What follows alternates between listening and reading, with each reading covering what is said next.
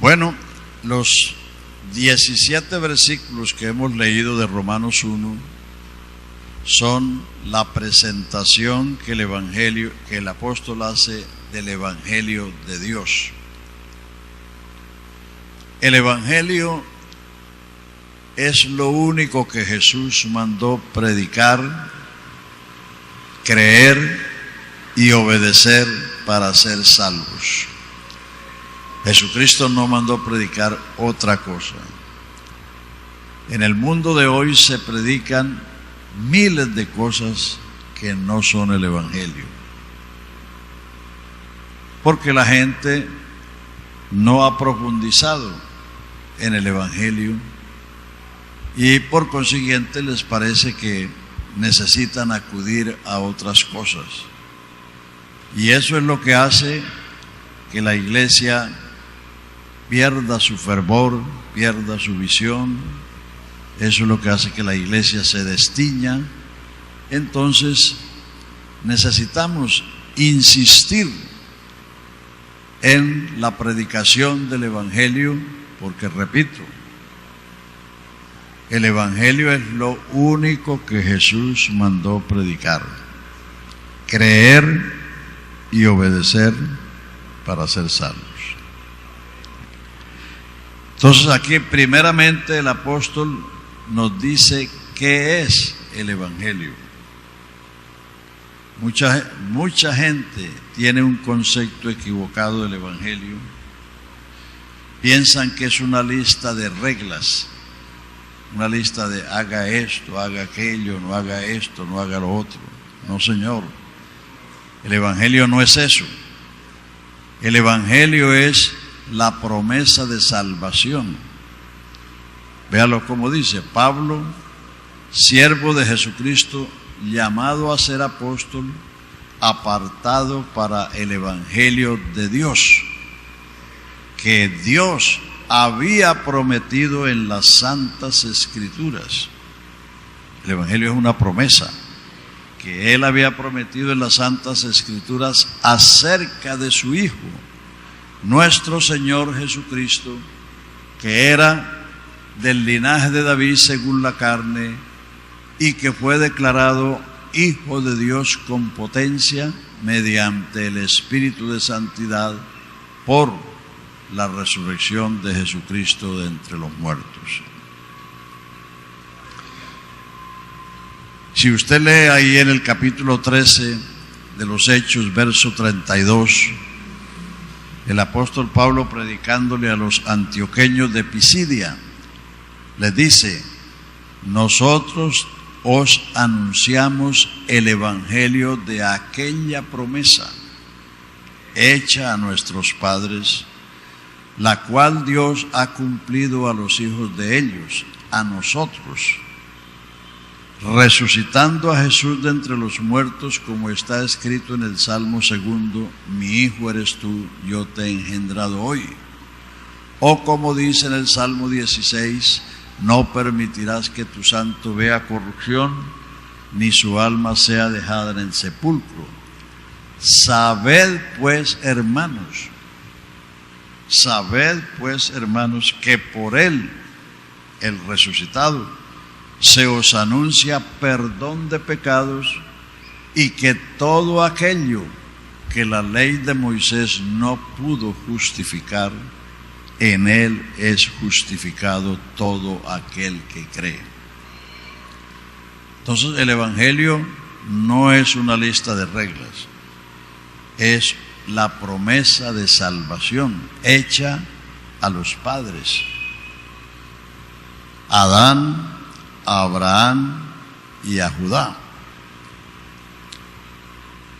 Cuando Adán pecó y Dios lo destituyó del paraíso, le dijo: por cuanto esto hiciste, obedeciendo a la voz de tu mujer, maldita será la tierra por causa tuya, cardos y espinas te producirá, con dolor y con sudor le sacarás el pan a la tierra hasta que vuelvas a ella, porque de ella fuiste tomada, polvo eres y en polvo te convertirás.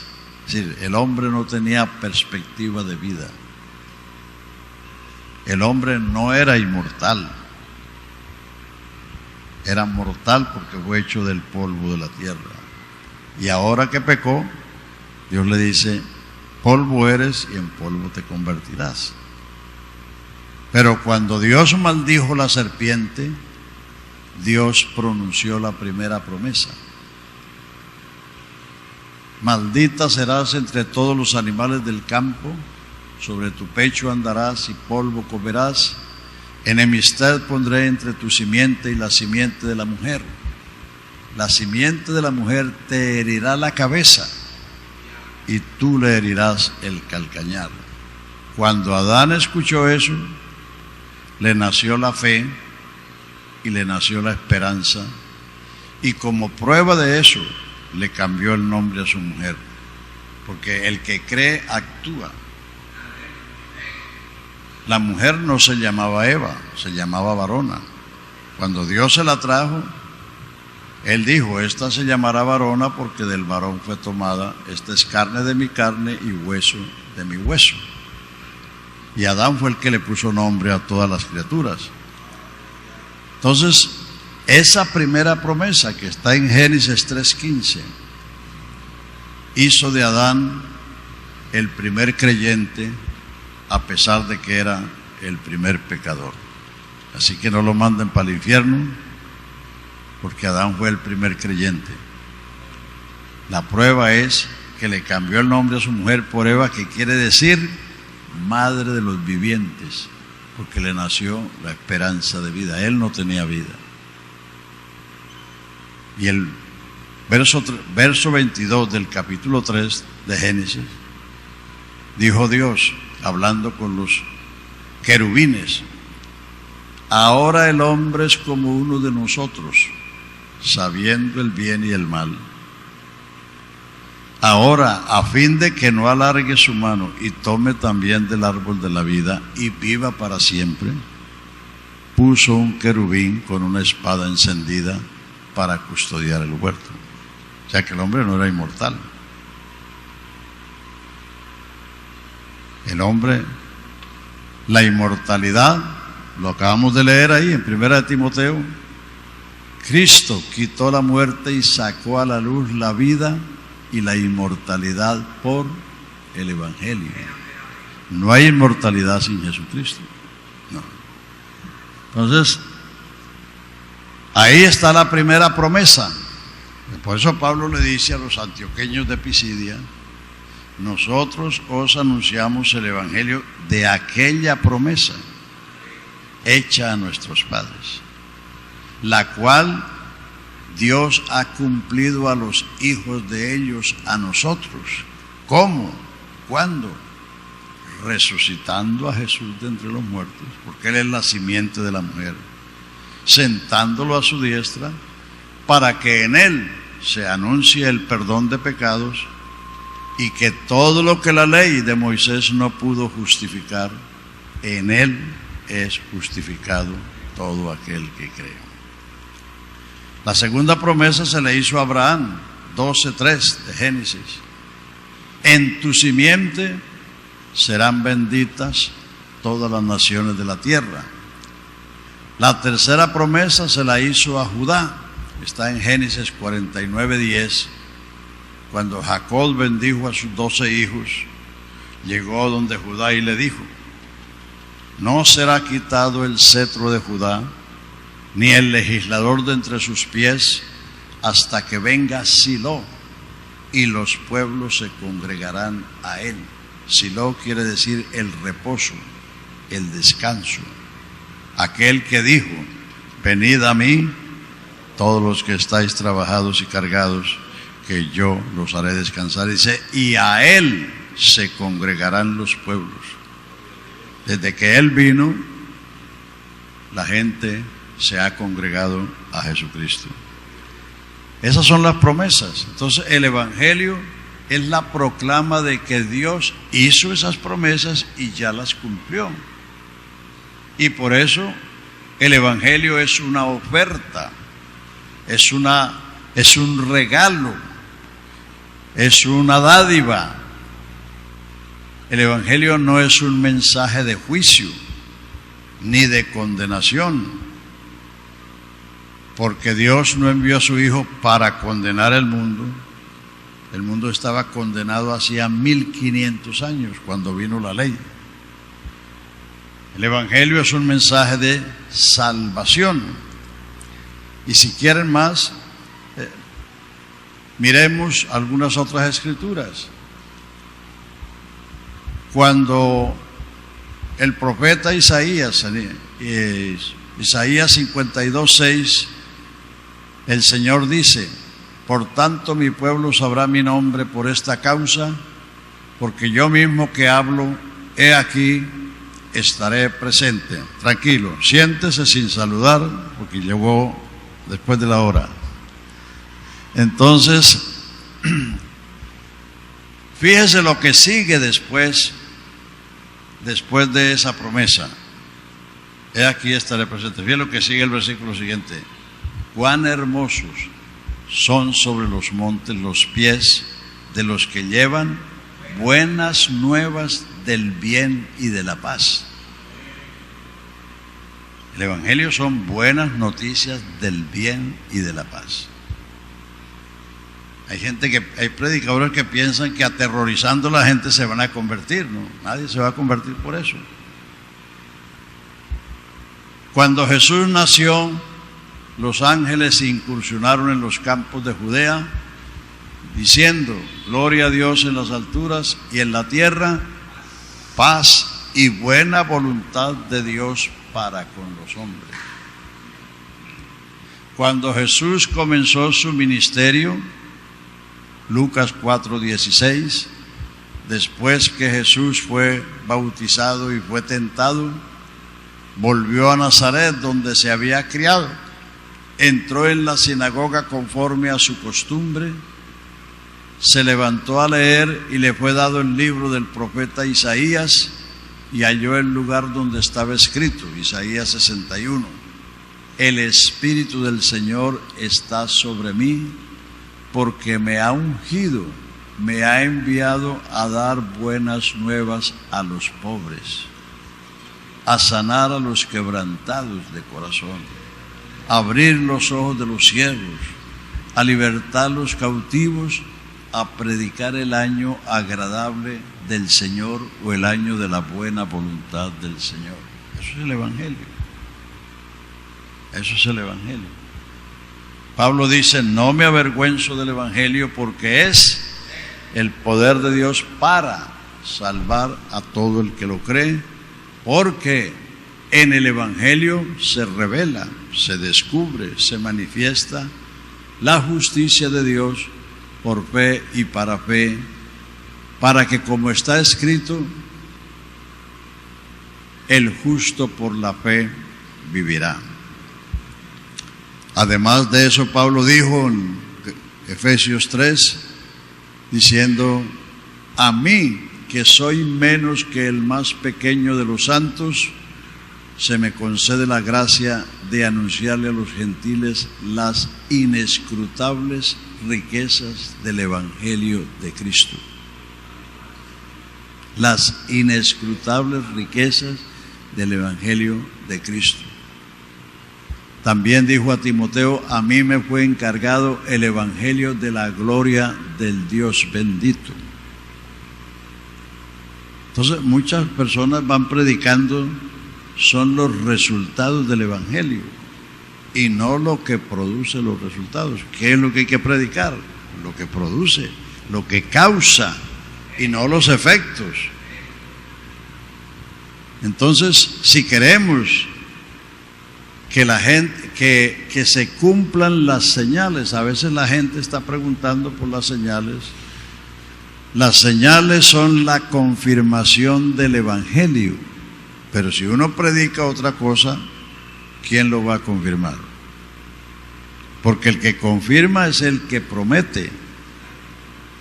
Y Jesucristo dijo: id y predicad el Evangelio a toda criatura. El que creyere el Evangelio y fuere bautizado será salvo, y estas señales seguirán a los que creen. el Evangelio.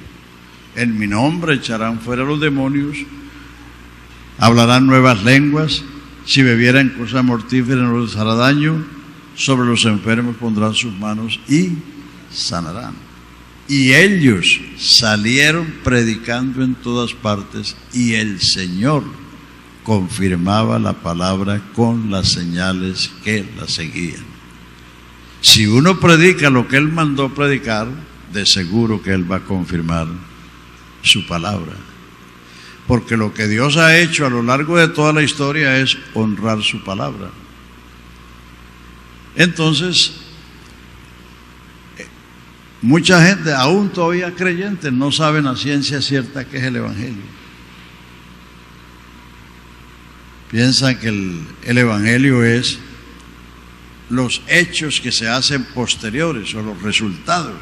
No, hay que predicar la causa para que vengan los efectos. Entonces, el Evangelio es, número uno, la promesa de salvación. Por consiguiente, el Evangelio es lo que produce la fe. No hay fe sin promesa. No hay fe sin promesa. Para que haya fe tiene que haber una promesa. Si se predica otra cosa, no se va a producir la fe que produce estos efectos. Porque la fe la da Dios. La fe es don o regalo de Dios. La fe viene por el oír, y el oír por la palabra de Dios. Entonces, si no se predica el Evangelio, no se puede esperar que la gente tenga fe. Y si la gente no tiene fe, no se puede esperar que reciban las promesas. Porque el sistema de Dios a través de todas las edades ha sido la fe. Por la fe Abel, por la fe Enoc, por la fe Noé, por la fe Abraham, por la fe Sara, por la fe Isaac, por la fe Jacob, por la fe José, por la fe Moisés, por la fe Josué, por la fe Jefté, por la fe Barak, por la fe Sansón, por la fe Samuel, por la fe David, que por fe conquistaron reinos, alcanzaron promesas, se hicieron fuertes en batalla, pusieron en fuga ejércitos extranjeros, evitaron filo de espada, apagaron fuegos impetuosos, sufrieron vituperios. Es decir, todo lo que está en este libro obedece a dos cosas. Número uno, que Dios hizo promesas. Y número dos, que Dios ha encontrado quien se las crea.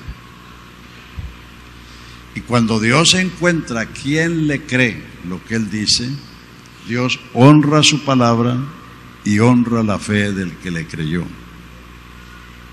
Por eso no está valorando lo que fue Enoc, lo que fue Adán, lo que fue Abraham, sino está valorando la fe que tuvieron. La fe. Porque el trato de Dios con el hombre ha sido, es y será por medio de la fe. No hay otra manera. No hay otra manera. Para eso está esa lista ahí en Hebreos 11. Dice, teniendo nosotros esta nube de testigos, puestos los ojos en Jesús, corramos con paciencia la carrera que tenemos por delante. Entonces, si no se predica el Evangelio, no puede haber fe. El mundo está plagado de creencias, pero eso no se llama fe. Aunque la gente lo llama fe, eso se llama superstición o idolatría. Creer en medallas, en escapularios, en imágenes, en aguas benditas, en un lugar, eso es superstición, atribuirle poder a lo que no tiene poder. Entonces, el Evangelio es lo que produce la fe, porque el Evangelio es la promesa. A diferencia de la ley, Gálatas 3:12 dice, la ley no es de fe. La ley no produce fe. ¿Por qué? porque la ley es una orden que manda y prohíbe. Amarás a tu Dios, amarás a tu prójimo, amarás a tu padre y a tu madre. No cometerás adulterio, no matarás. Son órdenes. Entonces eso no produce fe. El Evangelio produce fe porque es una promesa, una oferta, un regalo. Entonces por eso hay que insistir que lo que le va a dar fe a la gente no es el alboroto, ni el ruido, ni nada de esas cosas, sino la palabra de Dios, las promesas de Dios. Fíjese que en el día de Pentecostés ni el estruendo ni las lenguas convirtieron a nadie. Por el contrario, la gente estaba perpleja, confusa, atónita, diciéndose unos a otros que quiere ser esto, y otros más ciegos dijeron no, es que están borrachos. Pero Pedro se levantó y les dijo no, estos no están borrachos porque son las 9 de la mañana, es la hora tercera del día, sino que esto es lo que dijo el profeta Joel, que en los postreros días dice Dios, derramaré de mi espíritu sobre toda carne, y vuestros hijos y vuestras hijas, vuestros siervos y vuestras siervas profetizarán, y de cierto sobre ellos derramaré mi espíritu en aquellos días. Una vez que citó el cumplimiento de la profecía, agarró el mensaje. Vosotros sabéis cómo Jesús de Nazaret, varón poderoso en palabras y en hechos, que anduvo en Judea y en Jerusalén sanando a los oprimidos del diablo, que fue entregado por determinado consejo y providencia de Dios en mano de los inicuos, quien le crucificaron. A éste levantó Dios al tercer día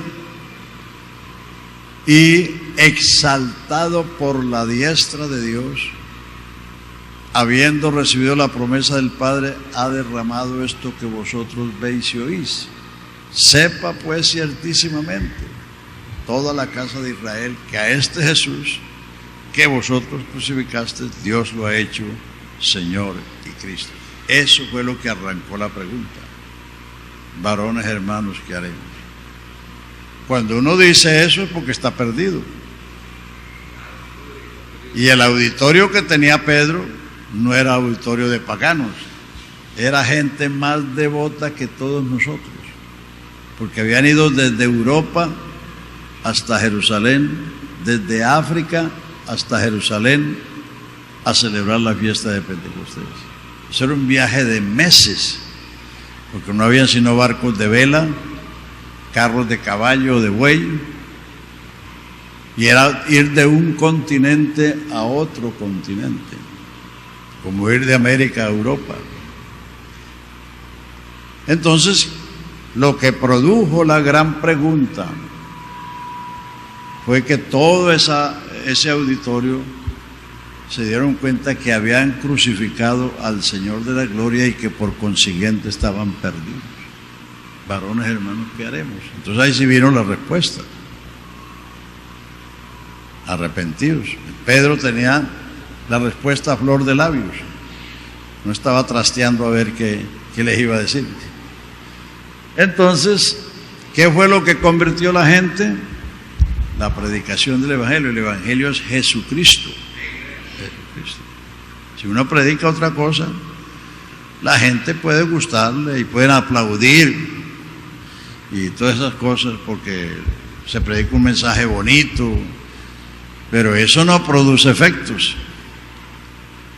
Entonces necesitamos predicar lo que produce efectos. El Evangelio de salvación. Hoy hay el Evangelio social, el Evangelio de la prosperidad, el Evangelio de la comodidad, el Evangelio de tantas cosas. Pero Jesucristo mandó predicar el Evangelio de salvación. Salvación. Pedro les dijo en el día de Pentecostés, con muchas otras palabras, sed salvos de esta perversa generación. Pablo le dijo a los efesios: en él también vosotros, habiendo oído la palabra de verdad, el evangelio de vuestra salvación, y habiendo creído, fuisteis sellados con el Espíritu Santo de la promesa, que es las arras. O sea, el evangelio que trae la promesa es el evangelio de salvación, no el evangelio de la comodidad, o el evangelio de la, ¿cómo es que llaman ahora? Se me fue la palabra, ahora después la digo. Entonces, ese evangelio es precisamente lo que mandó predicar, o lo que Pablo presenta, el evangelio que Dios había prometido en las Santas Escrituras. Y ese evangelio habla de una persona exclusivamente, acerca de su Hijo, nuestro Señor Jesucristo, que era del linaje de David según la carne, y que fue declarado Hijo de Dios con potencia por el Espíritu de Santidad mediante la resurrección de entre los muertos. Es decir, que en ese están los dos grandes aspectos de Jesucristo, el humano y el divino. Versículo 5: ¿y por quién? Por Jesucristo recibimos la gracia salvadora y el apostolado para la obediencia en todas las naciones por amor de su nombre, entre los cuales estáis también vosotros llamados a ser, a pertenecer a Jesucristo. O sea, el evangelio es el llamamiento para que la gente venga a ser, llegue a ser de Jesucristo, porque todos nacimos adámicos, pecadores, mortales, perdidos y destituidos de la gloria de Dios, sin Dios y sin esperanza en el mundo. Esa es la condición, esa es la herencia adámica, esa es la condición con que todos los seres humanos nacimos. El mundo es una selva humana, ahí nacimos todos. El evangelio es el llamamiento para salir de esa selva humana y venir a Jesucristo para ser pueblo suyo, iglesia suya, viña suya, plantío suyo, árboles suyos, etc.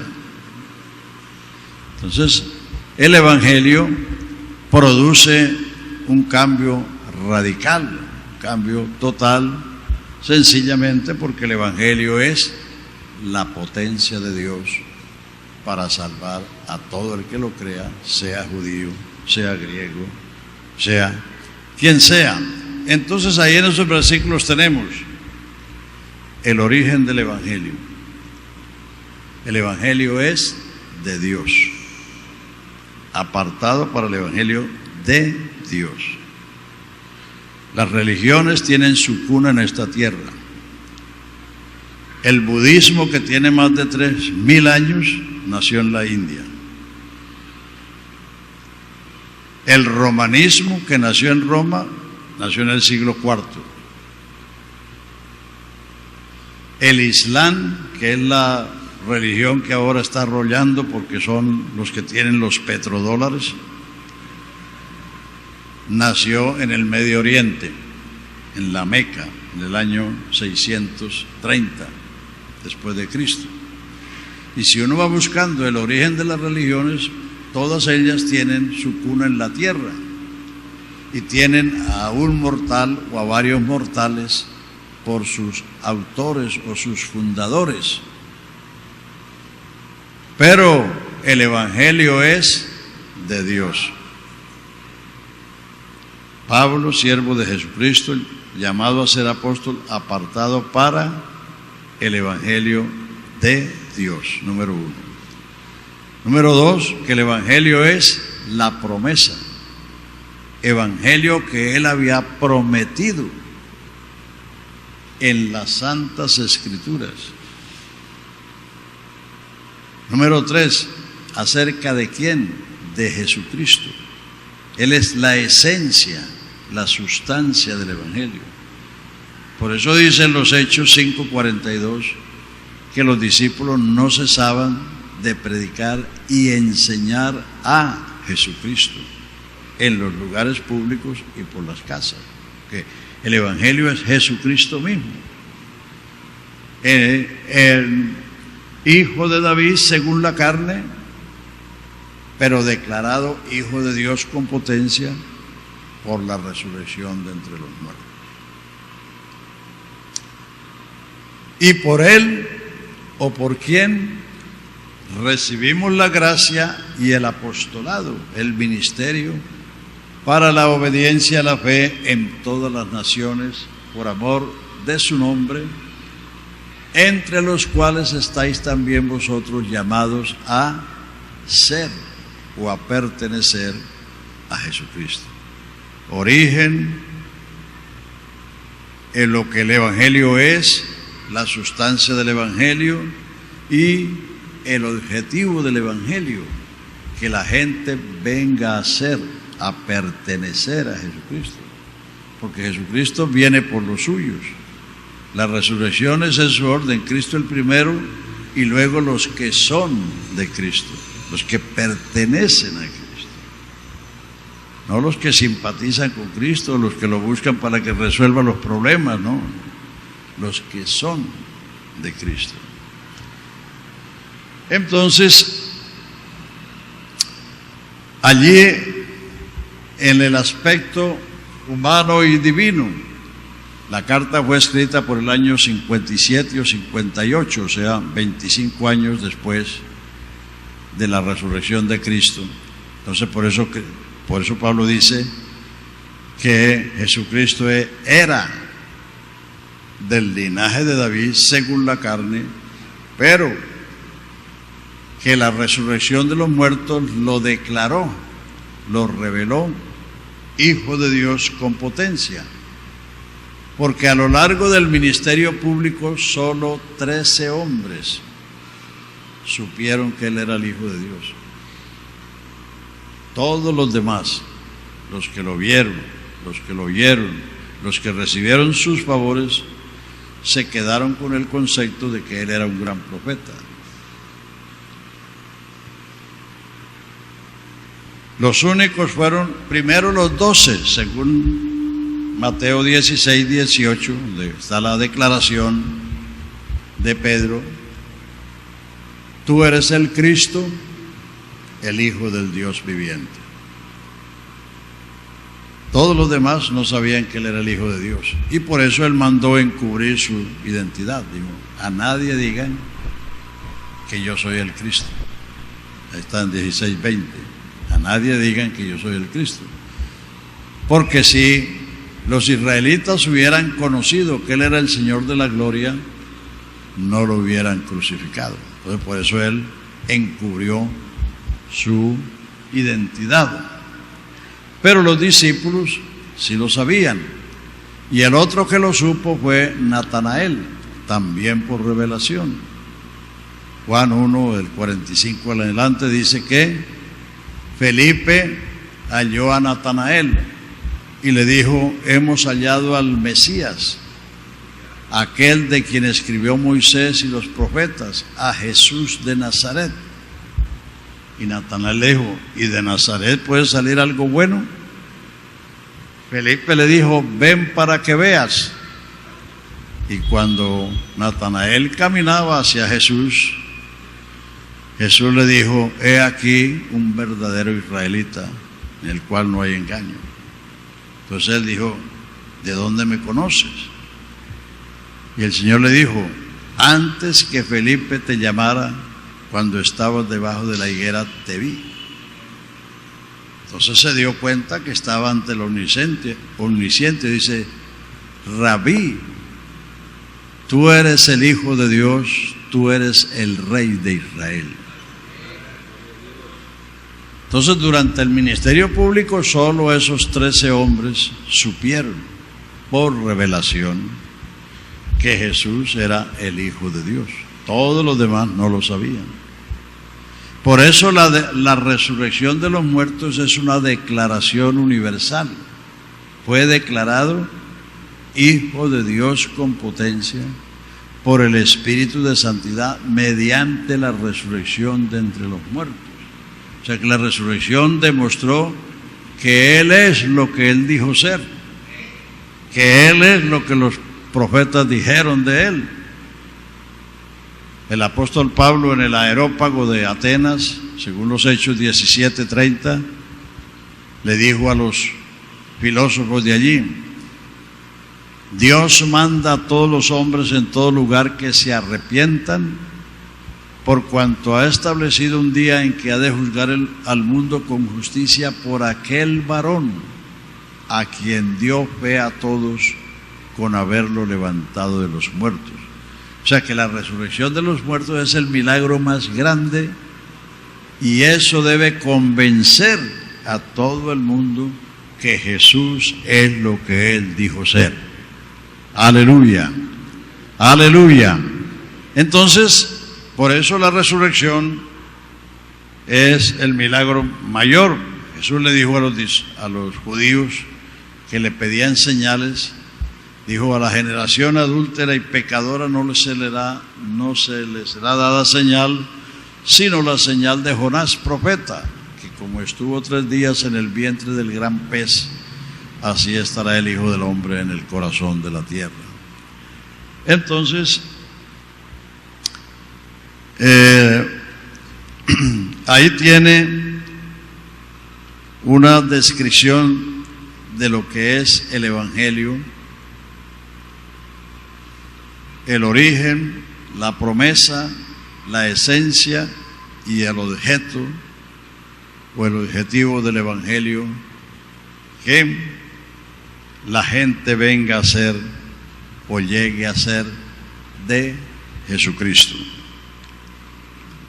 Pasando al verso 17, entonces dice: porque en el Evangelio se revela, se descubre la justicia de Dios por fe y para fe, para que, como está escrito, el justo por la fe vivirá.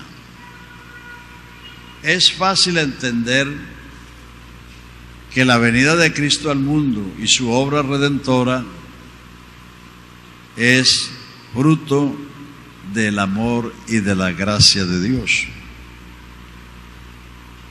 Pero la Biblia enfatiza el hecho de que esa fue la revelación de la justicia de Dios.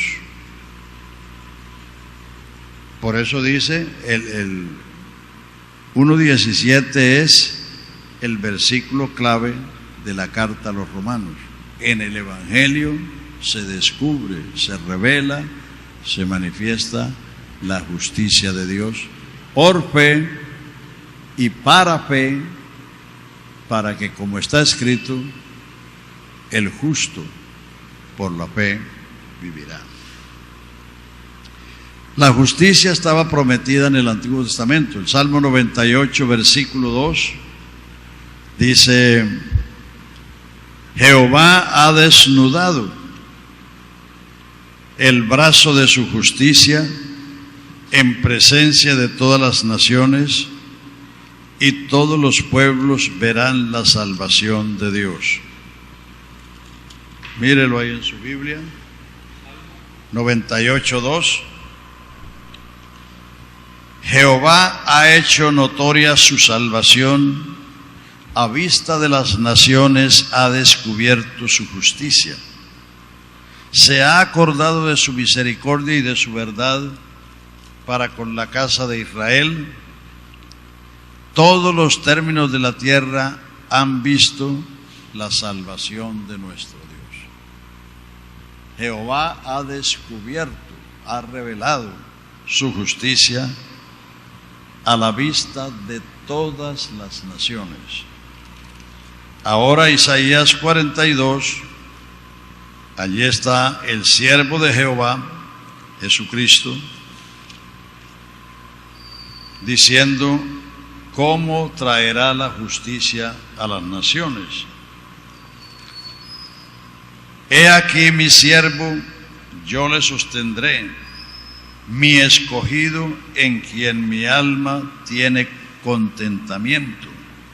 He puesto sobre él mi espíritu, él traerá justicia a las naciones. No gritará ni alzará su voz, ni la hará oír en las calles. No quebrará la caña cascada, ni apagará el pábilo que humeare. Por medio de la verdad traerá justicia. No se cansará ni desmayará hasta que establezca en la tierra justicia, y todas las costas esperen su ley. La justicia de Dios. La justicia del hombre, ya usted sabe lo que dice Isaías 64:6. Todos nosotros somos como suciedad, y nuestras justicias como trapos de inmundicia delante de Dios.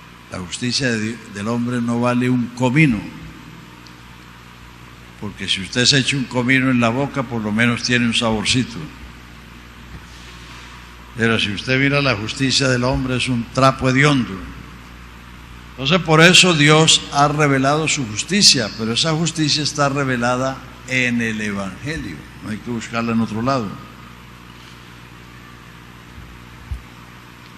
Porque Él es el único justo, y Él vino a ocupar nuestro lugar para que nosotros podamos ocupar el lugar suyo.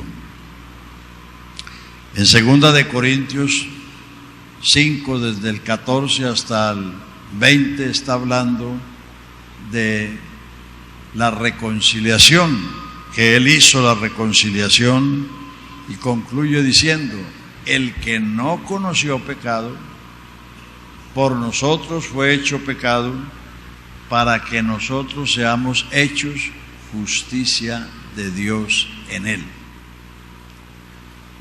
Aleluya.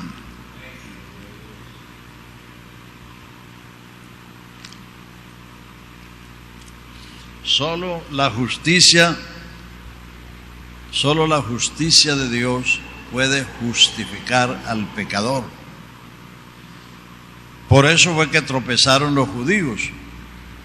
Dice Pablo en Romanos 10, dice: yo les doy testimonio que tienen celo de Dios, pero no conforme a ciencia, porque ignorando la justicia de Dios y queriendo establecer la suya propia, no se han sujetado a la justicia de Dios.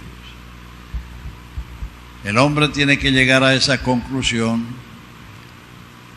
que nuestra justicia no vale nada y que necesitamos acudir a la justicia de Dios para ser justificados. Dice Romanos 3:23, dice: por cuanto todos pecaron, todos están destituidos de la gloria de Dios. Es decir, Dios pone a toda la gente, a toda la humanidad en un solo montón, pecadores perdidos, sea quien sea, Israel, gentiles, el mundo entero. Versículo 24 dice: siendo justificados. Ser justificado es ser declarado inocente, es ser absuelto de culpa, es ser exonerado de pecado. ¿Pero cómo? Siendo justificados gratuitamente, por su gracia, el favor inmerecido, mediante la redención que es en Cristo Jesús, a quien Dios puso como propiciación por medio de la fe en su sangre, habiendo pasado por alto en su paciencia los pecados pasados, con la mira de manifestar en este tiempo su justicia, la de Jesucristo, a fin de que Él sea el justo y el que justifica al que es de la fe de Jesús. Es la única manera Justificado es una persona que ha sido hecho justo, no que era justo. Entonces, en Romanos, el hombre está ante un tribunal, por eso los términos son jurídicos: pecado, juicio, condenación y justificación. Porque uno en Romanos está ante un tribunal. El capítulo 1, en sus primeros 17 versículos, hace una presentación, como ya hemos dicho, del Evangelio. ¿Y por qué hay que predicar el Evangelio? Por lo que el Evangelio es. Dice Pablo: a todos soy deudor, a sabios y a no sabios, a griegos y a no griegos, a todos soy deudor, porque el Evangelio enriquece la vida humana. Y uno mira alrededor y no hay sino pobreza. Entonces por eso Pablo dijo: a todos soy deudor, así que en cuanto a mí, pronto estoy a anunciar el Evangelio también a vosotros que estáis en Roma. Porque no me avergüenzo del Evangelio, porque es el poder de Dios para salvar al que lo cree. Porque en el Evangelio se descubre la justicia de Dios. Es decir, por lo que el Evangelio es que hay que predicarlo. Número 1. Y número 2, por la condición de la gente. Entonces, el verso 18 nos da la otra razón. Porque la ira de Dios, verso 18, se revela desde el cielo contra toda impiedad e injusticia de los hombres que detienen con injusticia la verdad, porque lo que de Dios se conoce les es manifiesto, pues Dios se lo manifestó, porque las cosas invisibles de Él, su eterno poder y deidad, se hacen claramente visibles por las cosas hechas, de modo que no tienen excusa. Entonces el Evangelio hay que predicarlo por la condición de la gente, por la necesidad de la gente, pero principalmente por lo que el Evangelio es, lo que el Evangelio significa. Entonces del verso 18 al 32 está la caída vertiginosa del hombre al no reconocer a Dios a través de la creación. La primera revelación de Dios al hombre fue su creación. Los cielos cuentan la gloria de Dios y la expansión denuncia la obra de sus manos.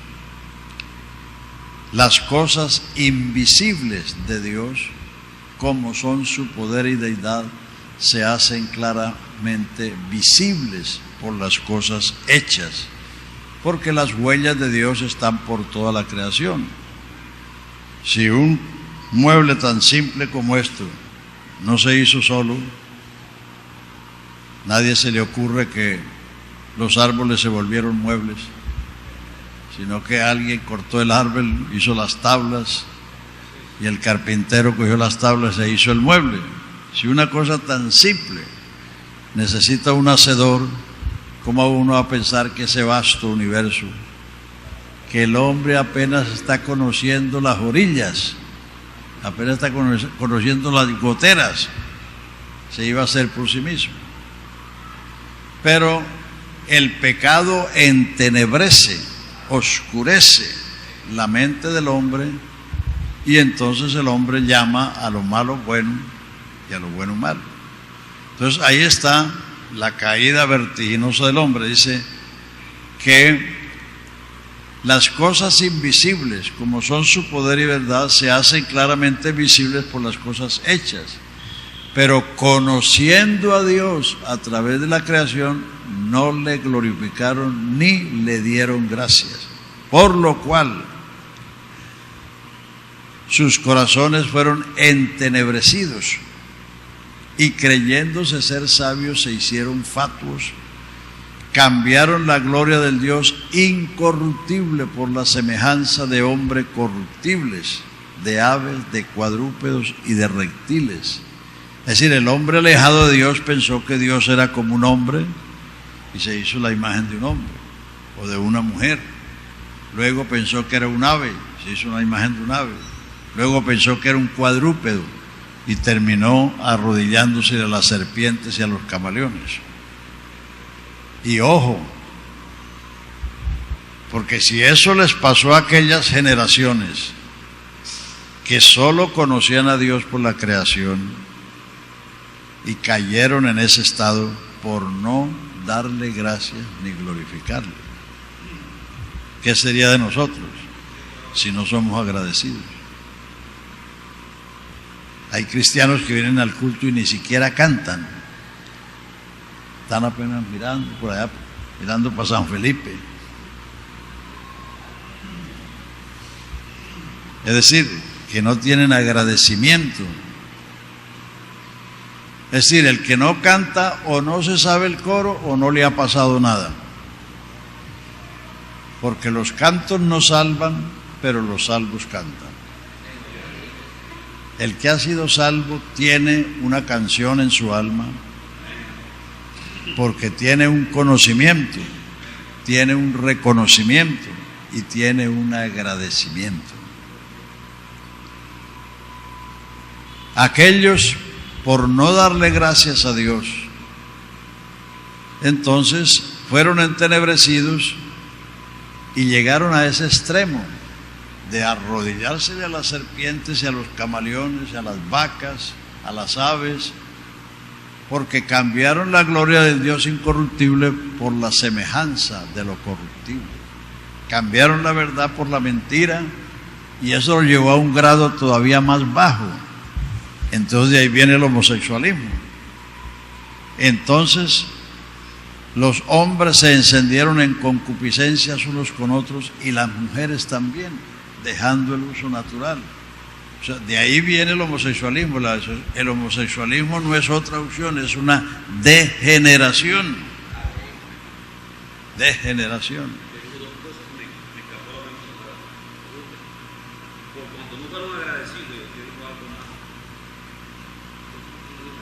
Sí, que cayeron en eso de cambiar al Dios incorruptible por lo corruptible y cambiaron la verdad por la mentira, dando culto a las criaturas en vez de darle al Creador, el cual es bendito por los siglos. Y eso no es cosa del lejano pasado, todavía eso sucede. Entonces, de esa degeneración pasaron a la otra. A los hombres, claro, ya un homosexual ya no es hombre, ni una lesbiana ya no es mujer. Han cambiado lo natural por lo que es contra naturaleza, y eso es una degeneración. Eso es lo que es. Así que eso lo llevó a eso. Y el capítulo termina diciendo, estando atestados. ¿Ustedes saben lo que es atestado? Repleto, lleno hasta el borde de toda iniquidad. Y ahí está una lista negra. Entonces, por eso los cristianos no podemos ser indiferentes a lo que Dios nos ha dado a conocer, a lo que Dios nos ha dado en su gracia. Tenemos que ser gente agradecida, y la manera de agradecerlo es honrarle, no solamente con los cantos, sino con nuestras acciones, dando testimonio de la grandeza de su evangelio, de su salvación. Así que entonces ahí comienza la degeneración, y eso sigue hasta nuestros días.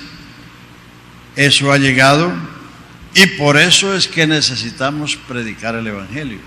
Primero por lo que el Evangelio es y segundo por la condición de la gente. Solo el Evangelio, solo el poder del Evangelio va a salvar la gente. Otras cosas no lo van a salvar. Hay predicadores que han llenado sus templos con miles, pero nunca han predicado el Evangelio, están predicando la autoestima. Que tú descubras ese campeón que tienes en ti. Que tú siempre seas un exitoso en la vida. Bueno, predican todas esas cosas y claro, la gente, eso alimenta el ego y eso hace que la gente vaya allá. Una hermana que estaba descarriada allá en Miami hace años, entonces yo comencé a hablarle. Yo no, pero es que yo no quiero ir a la iglesia donde me hagan sentir mal, donde me hablen de pecado. Figúrese, estaba descarriada. Quería que le hablaran que no, que para levantarle la autoestima. El único que levanta la autoestima es Jesucristo. Aleluya, porque Él es el que realiza la vida del ser humano. Los otros no son ni siquiera aspirinas. Ni siquiera aspirinas. Entonces viene el capítulo 2 y ahí viene el juicio de Dios contra el pecado.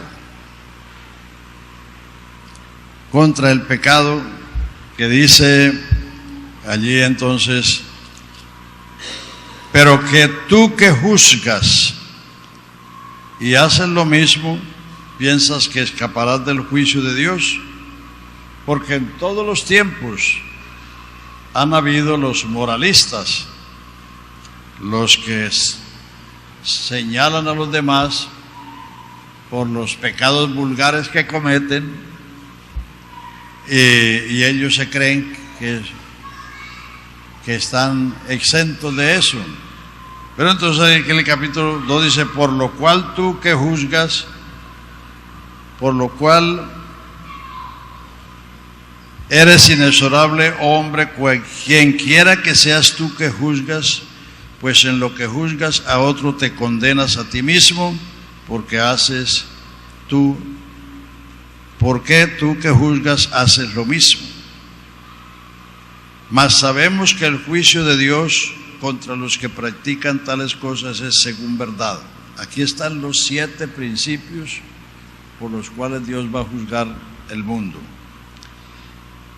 Y piensas, oh hombre, tú que juzgas a los que hacen lo mismo, que tú escaparás del juicio de Dios, o menosprecias las riquezas de su benignidad, paciencia y longanimidad, ignorando que la benignidad de Dios te guía al arrepentimiento. Lo que guía al arrepentimiento no es el miedo al infierno, es la benignidad de Dios, la bondad de Dios. Cuando las personas ven lo que es el Evangelio, dice, pero ¿cómo puedo yo merecer esto? Si soy un pecador perdido, he hecho esto o aquello. Para que una persona se arrepienta, necesita primero recibir de Dios. Yo he visto predicadores que le dicen a una persona, ¿qué debo hacer para ser salvo? Y dice, arrepiéntese y bautícese. Eso no es lo primero. Lo primero es oír el Evangelio. Para recibir la fe, para recibir la gracia. Y esas dos cosas son los que lo habilitan para arrepentirse. Capítulo 3 del libro de los Hechos, el último versículo. El último versículo.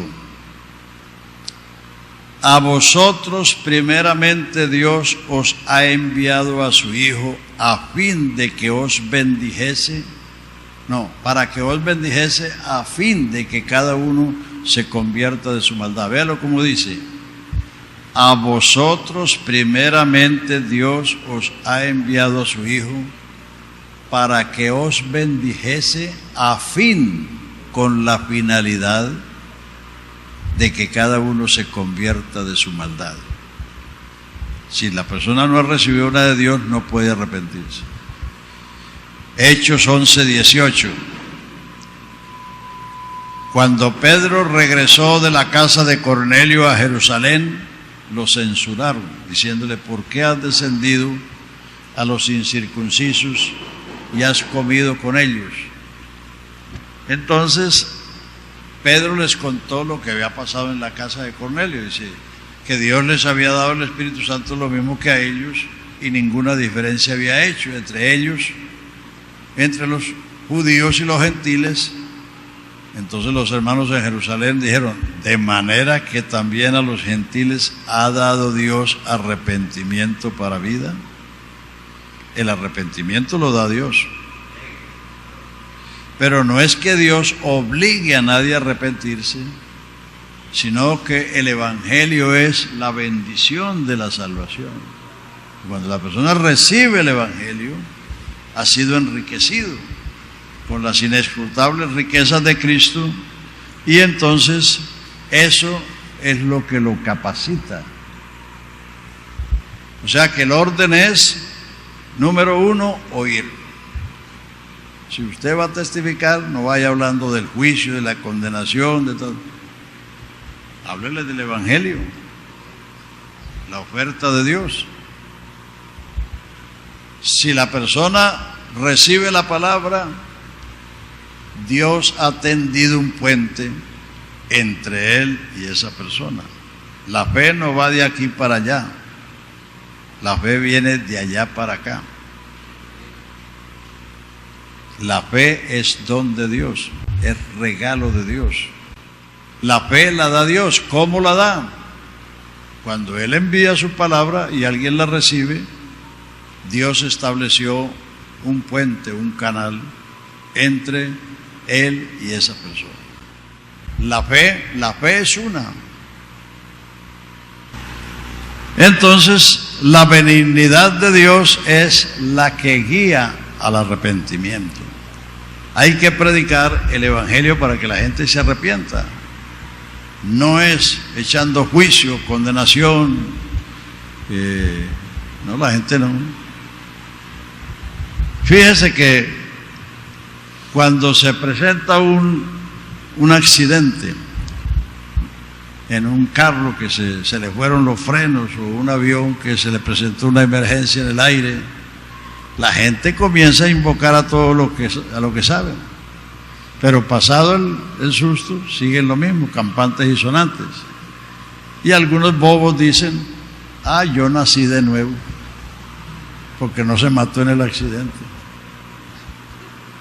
No, que cuento de que nació de nuevo, sigue siendo la misma persona. Para nacer de nuevo es nacer de otra naturaleza, de otra simiente. No es pasar un susto y no matarse. Entonces, después de que pasa el susto, la gente sigue campando, porque lo que tenía miedo de morir, pero eso no era arrepentimiento. Eso no era arrepentimiento. Bueno, entonces aquí tenemos los 7 principios por los cuales Dios juzgará el mundo. Mírenlo ahí en el capítulo 2 de Romanos. A ver. Número 1.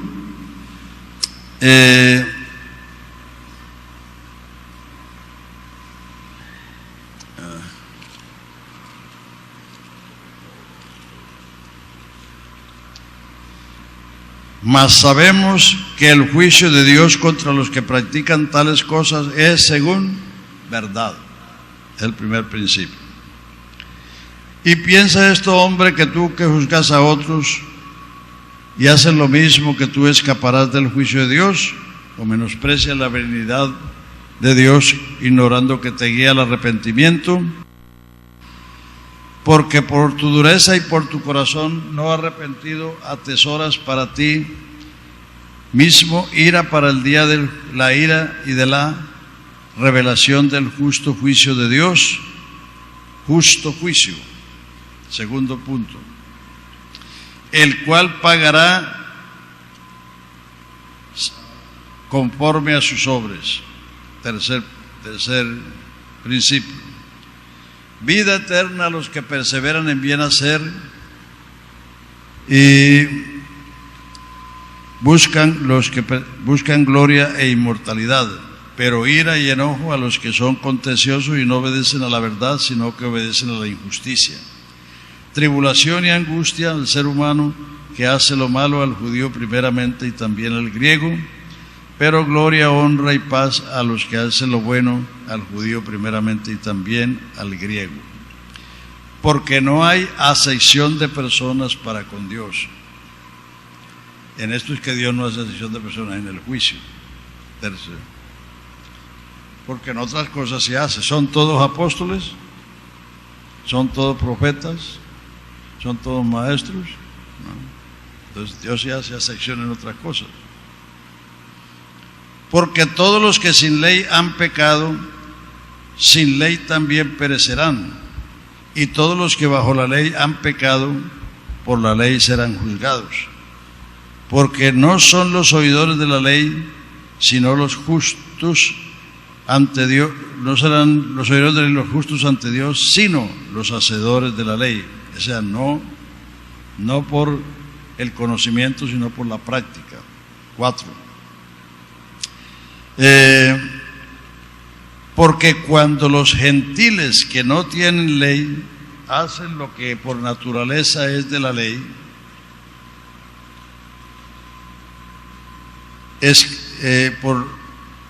cuando los gentiles que no tienen ley hacen por naturaleza lo que es de la ley, estos, aunque no tengan ley, son ley para sí mismos, mostrando la obra de la ley escrita en sus corazones, dando testimonio sus conciencias y acusándoles o defendiéndoles sus razonamientos en el día que Dios juzgará los secretos de los hombres conforme a mi evangelio.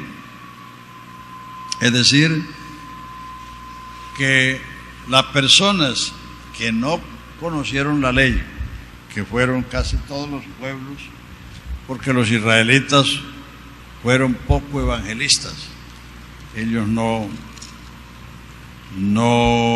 llevaron la ley, porque ellos, si bien ellos emigraron a muchas partes, ellos entonces se limitaban a ellos mismos, pero no daban testimonio a los demás.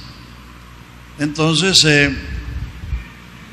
los que no conocieron la ley, pero fueron ley a sí mismos, si se impusieron una conducta, ese será el argumento que los acusará o los defenderá en el día que Dios juzgará los secretos de los hombres conforme al Evangelio.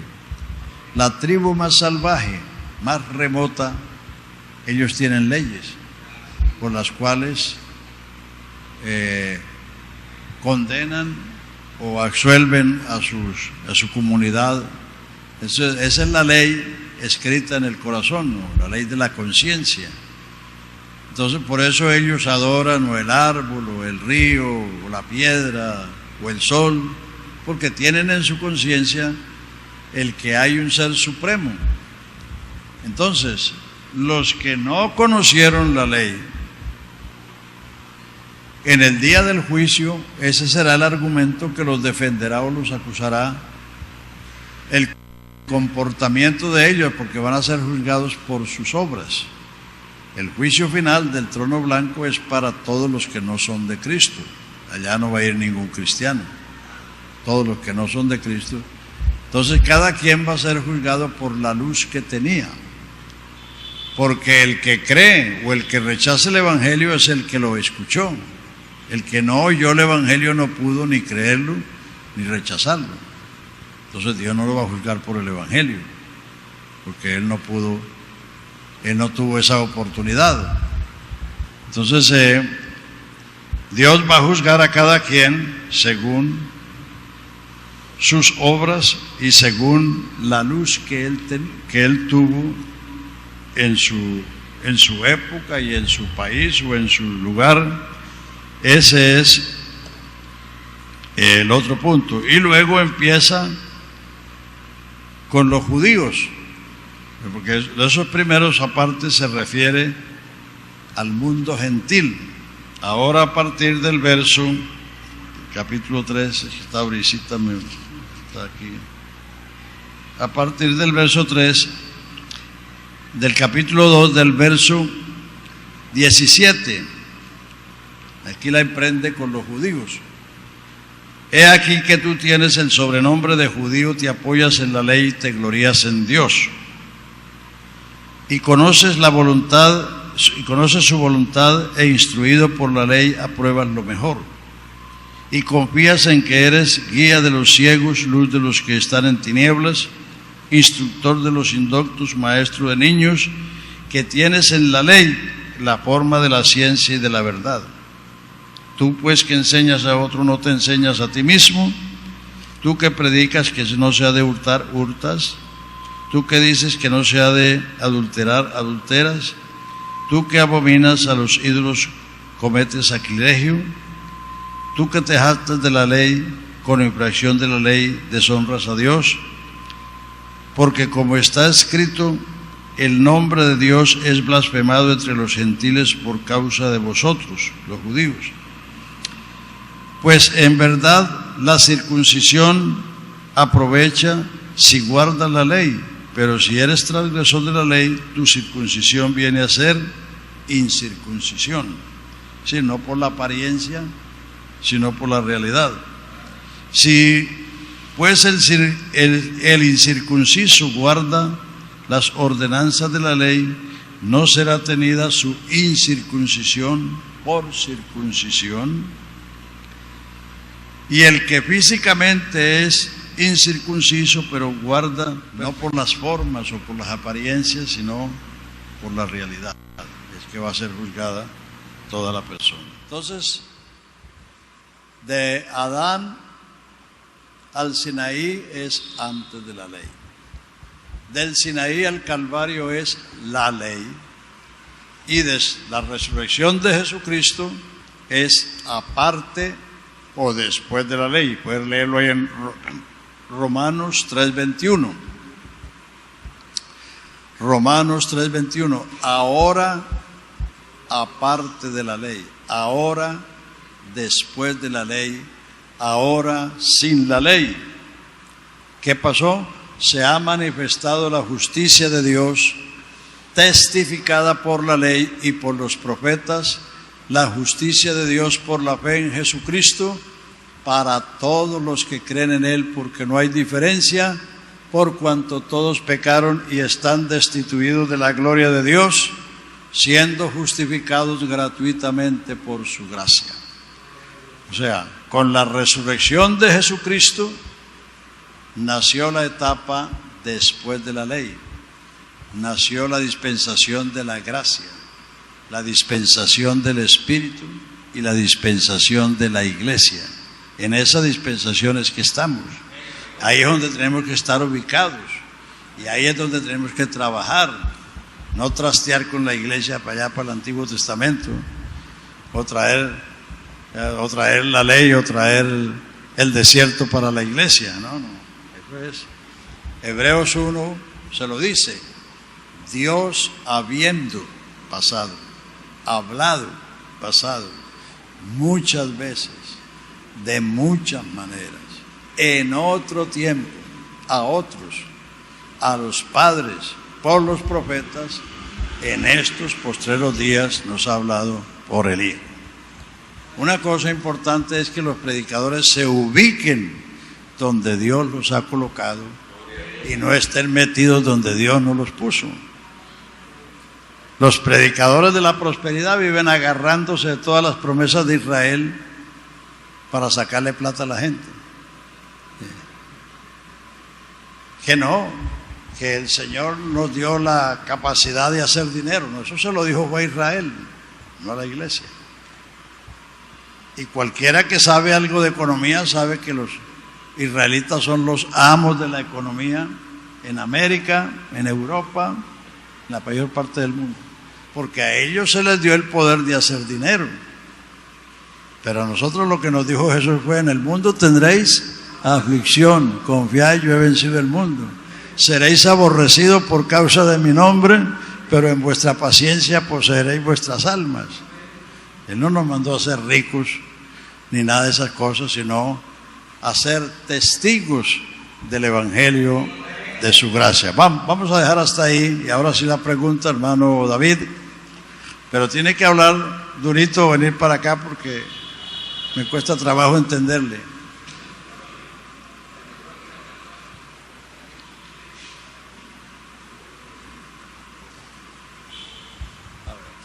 Gracias, hermano Liceo.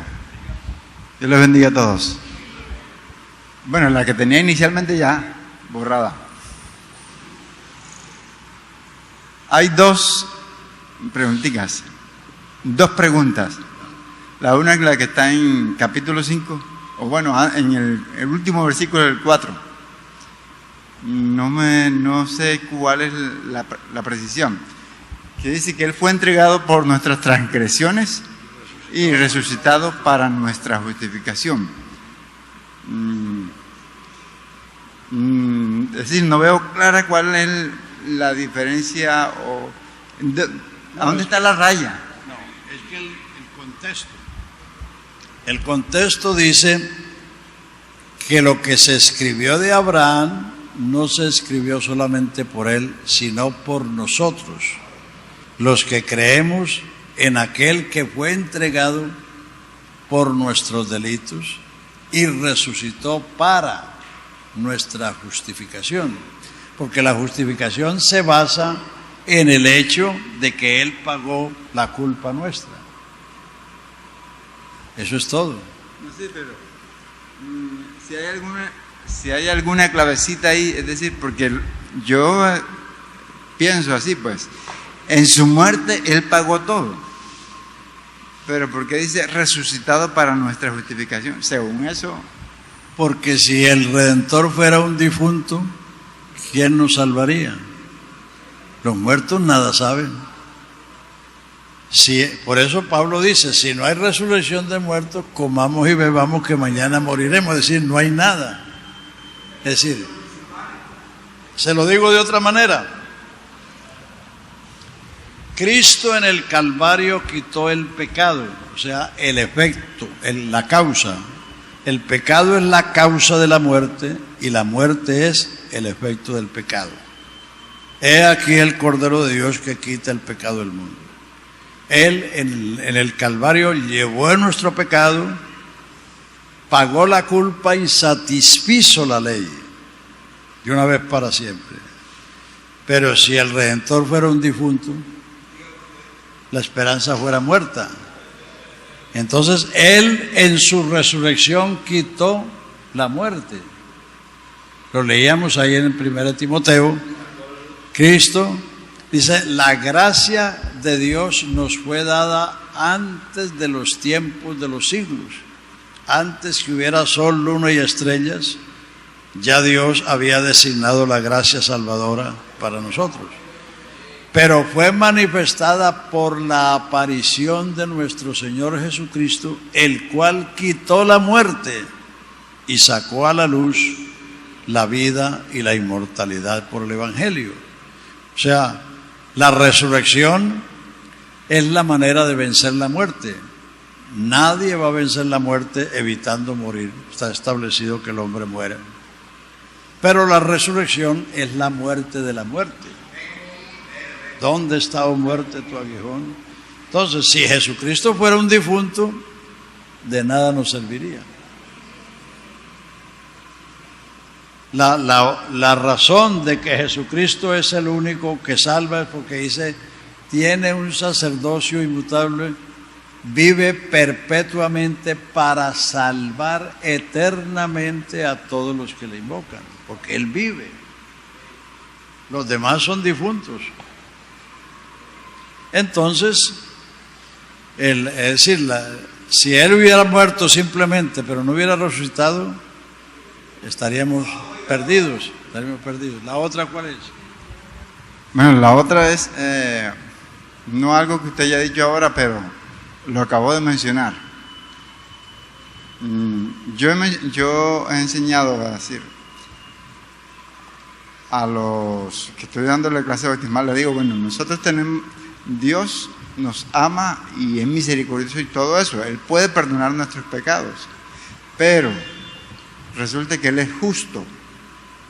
Y en la justicia de Dios, Él no puede pasarnos por alto así, como dice, bien. Entonces, he dicho que precisamente en la cruz del Calvario Él pagó todo lo que nosotros merecíamos, todos nuestros pecados.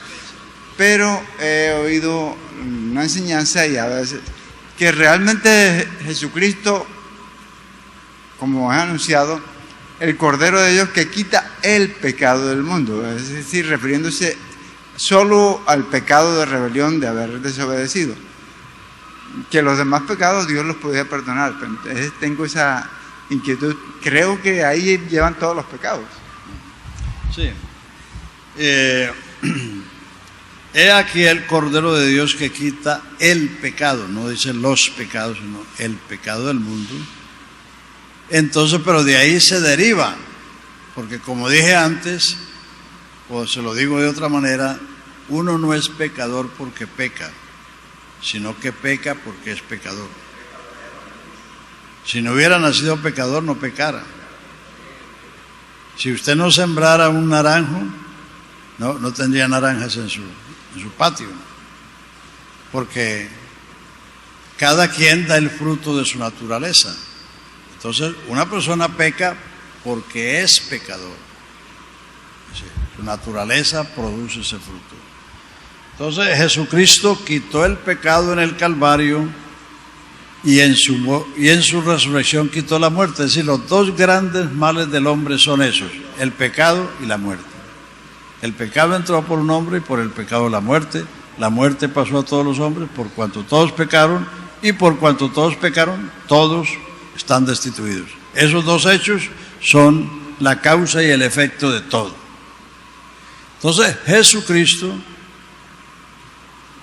es decir, como Dios no podía hacerse el de la vista gorda con el pecado.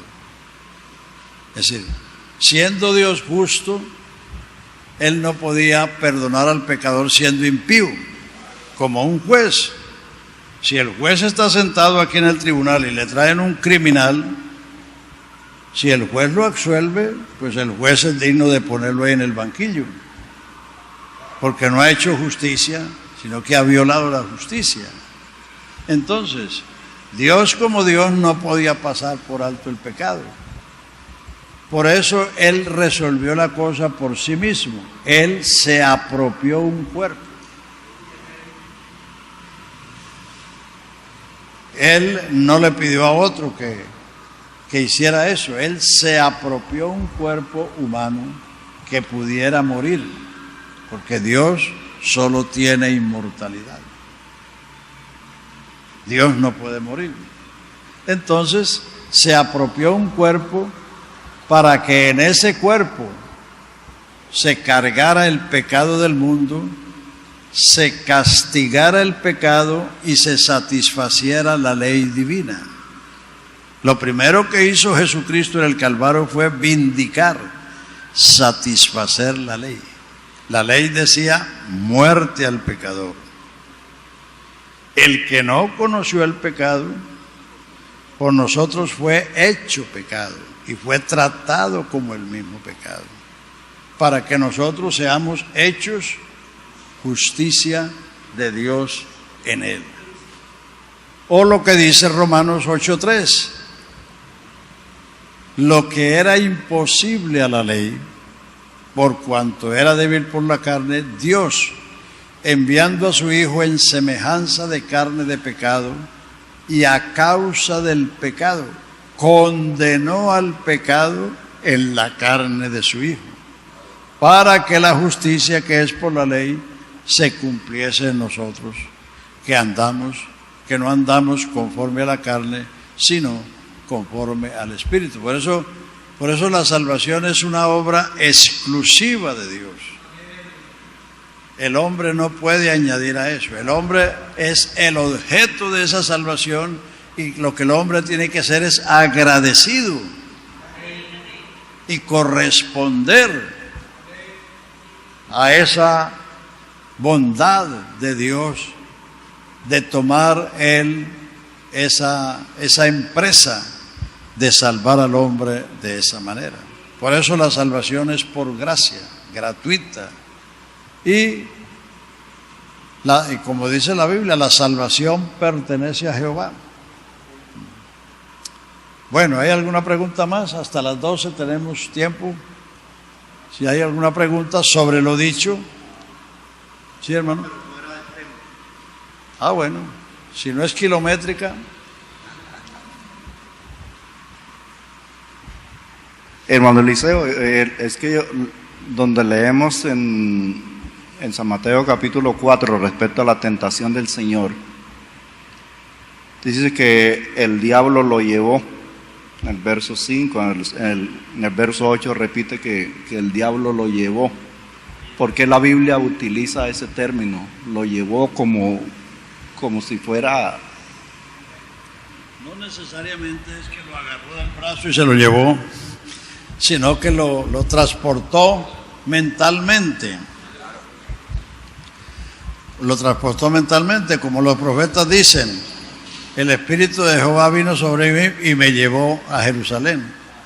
Pero no era que no fue como Elías, que fue transportado de un lugar a otro por un viento, o Felipe, sino que lo llevó mentalmente, lo llevó a esos sitios y le dijo, bueno, haz esto y demostrarás que eres hijo de Dios. Sí. También se dice que llevar a alguien cuando se le muestra algo. Sí, claro. Sí. Eso es lo que él hizo, le mostró las cosas en el sitio. Si él estaba en el desierto, dice que lo llevó a las almenas del templo. Entonces le mostró eso. Sí. ¿Listo?